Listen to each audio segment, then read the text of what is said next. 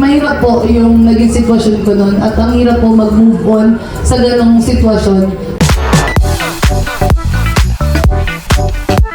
Last question for you, Herlin, kasi alam naman nating lahat, yung doon sa Magandang Dilag, nabalot yun ng intriga, lalo na tungkol sa'yo, nalink ka, alam ka natin yan, naka-move on ka na ba doon? Ang tanong doon, naka-move on na po ba ang mga tao?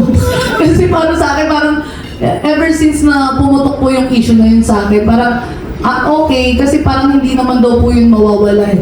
Nagpa-psych din po ako para mas matanggap ko po yung mga... Nagpa-doctor po ako para po mas... parang ma-process po siya ng maayos sa akin. Bakit po may mga ganong klase ng tao na kailangan kang hilahin pababa kapag alam nilang itinataas ka ng Panginoon. So, nagpa-psych, meaning psychiatrist? Yes po, nagpa-help po ako sa doktor para po mas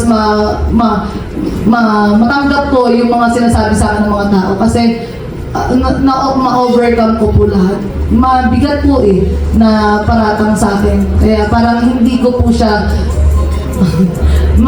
mahirap po yung naging sitwasyon ko noon at ang hirap po mag-move on sa ganong sitwasyon na alam naman po ng Panginoon kung ano yung tama at mali. So hindi ka pa nakaka-move on?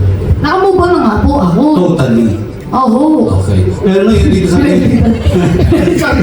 So dito sa... Nagpatulong nga po ako. Ayun. Dito sa Binibining Marikit, hindi ka maling ulit, lalo't dalawang gwapo ang mag-aagawan sa'yo. Wala na pong kainan na magagano.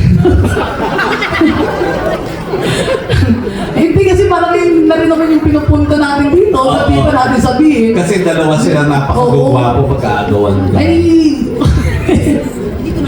Ay, papasok ko daw po kay Mamang. Hindi po.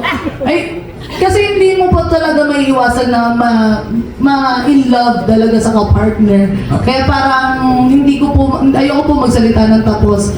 Pero ayoko din po maulit yung trauma na binigay po sa akin nung last co-actor ko. Na parang ang bigat na hindi ako naipagtanggol. So, na walang boses na nagsalita.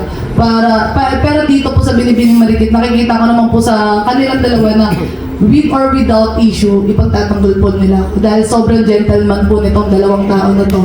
At sobrang blessed ko po at sila po yung kapartner ko.